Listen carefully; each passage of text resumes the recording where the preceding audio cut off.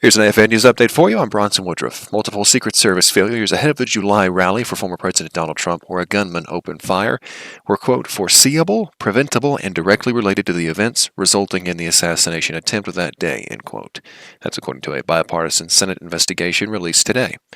Similar to the agency's own internal investigation and an ongoing bipartisan House probe, the interim report from the Senate Homeland Security and Governmental Affairs Committee found multiple failures on almost every level ahead of the Butler, Pennsylvania shooting, including in planning, communications, security, and allocation of resources. Investigators found that there was no clear chain of command among the Secret Service and other security agencies, and no plan for coverage of the building where the shooter climbed up to fire the shots. Officials were operating on multiple separate radio channels, leading to missed communications, and were told that an inexperienced drone operator was stuck on a helpline after his equipment was not working correctly. Hezbollah hurled dozens of projectiles into Israel early today, including a missile aimed at Tel Aviv that was the terrorist group's deepest strike yet, and marked a further escalation after Israeli strikes on Lebanon. The Israeli military said it intercepted the surface-to-surface missile, which set off air raid sirens in Tel Aviv and across central Israel. There were no reports of casualties or damage. The military said that it struck the site in southern Lebanon where the missile was launched. Hezbollah said it fired a ballistic missile targeting the headquarters of Israel's Mossad intelligence agency, which it blames for a recent string of targeted killings of its top commanders and for the explosive pager and walkie-talkie explosions last week. The Israeli military said it was the first time a projectile fired from Lebanon had reached central Israel. Donald Trump on Tuesday pledged to stop U.S. businesses from shipping jobs overseas and to take other countries' jobs and factories by relying heavily on sweeping tariffs to boost auto manufacturing. Trump added that if elected, he would put a 100% tariff on every car coming into the U.S. from Mexico, and that the only way to avoid those charges would be for an automaker to build the cars in the U.S. The former president laid out a broad array of economic proposals during a speech in the key swing state of Georgia, promising to create a special ambassador to help lure foreign manufacturers to the U.S.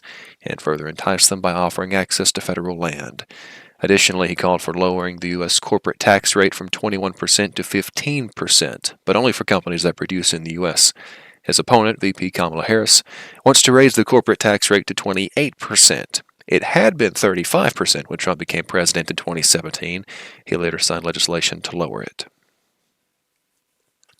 Helene strengthened into a hurricane today. Forecasters warned the storm would intensify as it crosses the Gulf of Mexico on a path to Florida. The storm had already prompted residents to evacuate, schools to close, and officials to declare emergencies in Florida and Georgia. The hurricane was about 500 miles southwest of Tampa, Florida, had sustained winds of 80 miles an hour, according to the U.S. National Hurricane Center. Forecasters said it's expected to become a major hurricane, with its center making landfall in the Big Bend area of Florida's northwestern coast as soon as late Thursday. Helene is expected to become a major hurricane, Category 3 or higher, on Thursday, according to the Hurricane Center. Locals Bakery, L-O-C-H-E-L, in Hatboro, Pennsylvania, is swamped with orders. People are driving from a couple of hours away to buy the cookies in person, and shipment orders are coming from as far away as Alaska.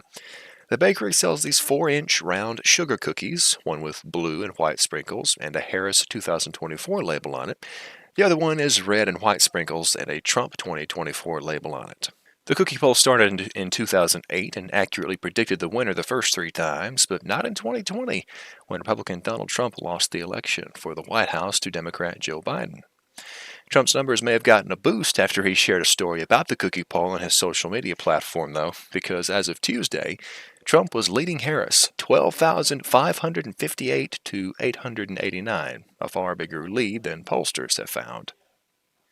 That's all for this AFN News Update. Thanks for watching. Also, keep an eye on AFN.net for more news from a Christian perspective. I'm Bronson Woodruff.